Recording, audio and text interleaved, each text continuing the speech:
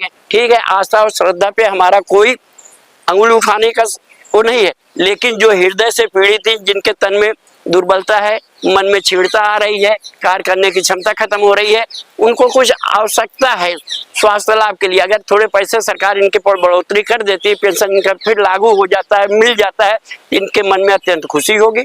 उसके बाद जीवन में सरलता आ जाएगा, इन पैसों से इनका इलाज हो जाएगा, समाज में प्रतिष्ठा प्राप्त हो जाएगी। कब तक हाथ फैला करके, कब तक जो है दीनताहीनता की जिंदगी जिएंगे।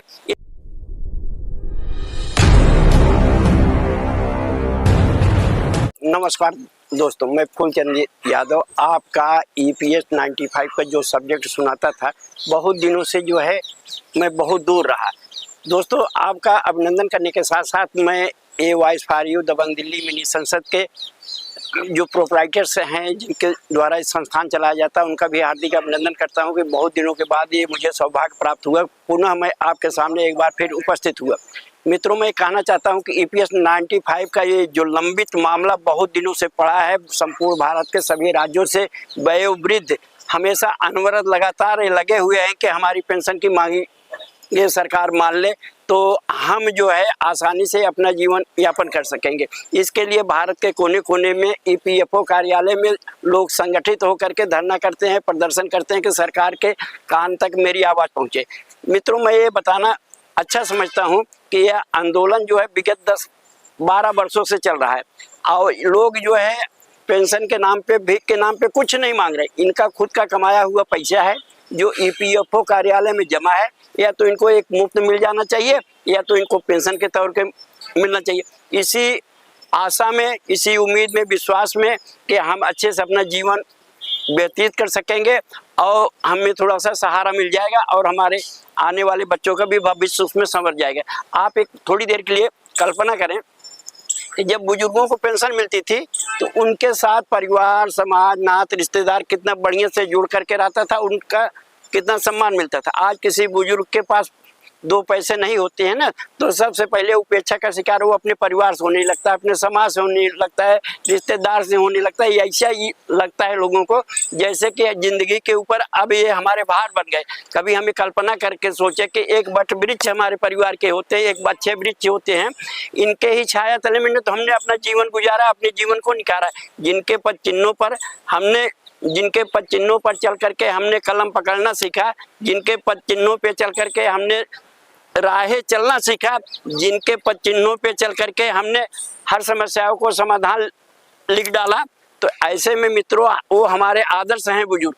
सरकार को भी चाहिए, मानवता इंसानियत भी कहती है हमारे देश में ये बुजुर्ग लोग आदर्श के हैं। ये इन्होंने देश के विकास के लिए, समाज के विकास के लिए, परिवार के विकास के लिए दिन रात अथक प्रयास किया, मेहनत किया, खून पसीना बहाया कि देश का निर्माण होगा। अपने परिवार यानी सरकार के द्वारा जो इनको मिलता है उससे इनका जीवन निर्वाह होता है, लेकिन इनके द्वारा जो मिला है उससे भारत का निर्माण हुआ है।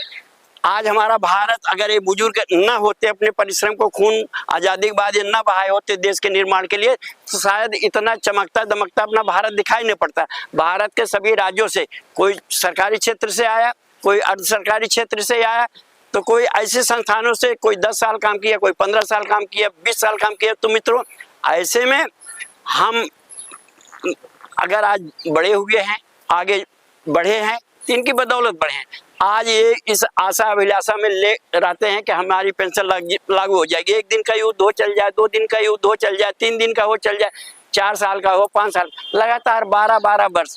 और राजनीतिक पार्टियां कोई भी हो, चाहे पक्ष का हो चाहे विपक्ष का है, कोई भी ये कभी नहीं कहा कि इन बुजुर्गों की सभी ना, जो अभी हमारे राज्यों के चुनाव जैसे हरियाणा का है, छत्तीसगढ़ का, वहाँ का है, तो ऐसे चुनाव हो रहा है, तो वहाँ पर इसके खिलाफ लोग जो है तैयार भी हो रहे हैं जागृत करने के लिए कि हम सरकार को वोट तभी करेंगे जब सरकार हमारी पेंशन क्यों करें। आप बताइए, जंतर मंतर का नाम आपने सुना होगा, रामलीला का मैदान सुना होगा, EPFO कार्यालय होगा ना, लोग चंडीगढ़ से, राजस्थान से, मध्य प्रदेश से, बिहार से, छत्तीसगढ़ से, उड़ीसा से, बंगाल से, मतलब सभी राज्यों के लोग एकत्रित होकर के सरकार के सामने अपनी मांगे रख दी, केवल आश्वासन पे आश्वासन, तारीख पे तारीख। लेकिन अब आपका जो नेतृत्व हो रहा है ये वाइस फॉर यू के द्वारा, दबंग दिल्ली और मिनी संसद के जो नेतृत्व करते हैं मनोज सोराजी जी, तो आपको भी ये विश्वास लगने लगा है कि हाँ ये संगठन भी रंग लाएगा, ये काम भी होगा।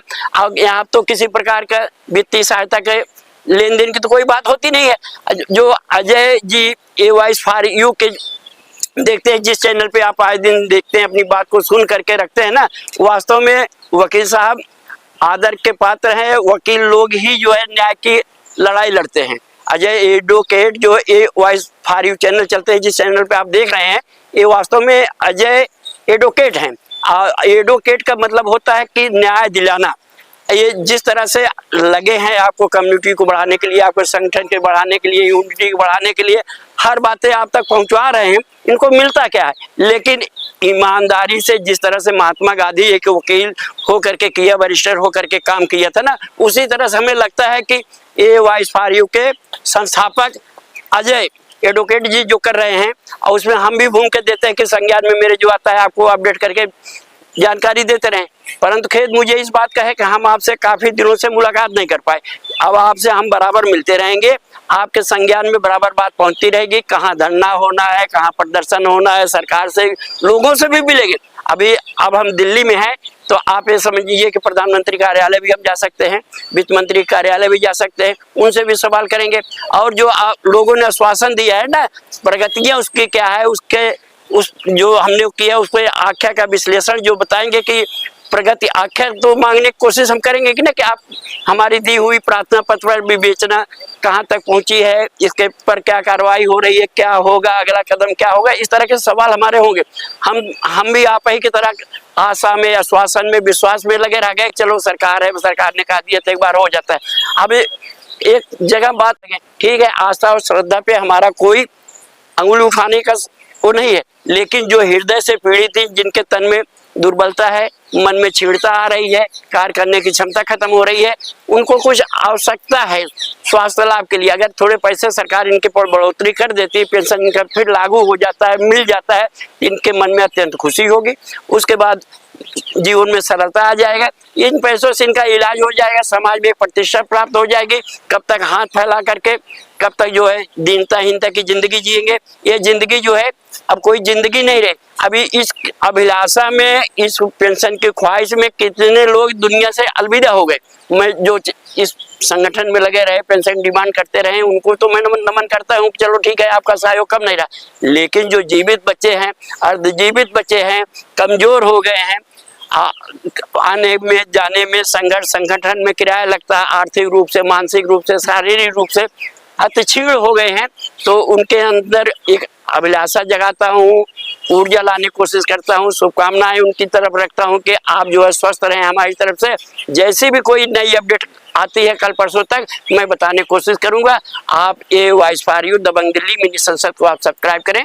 मैं फूलचंद यादव, नमस्कार।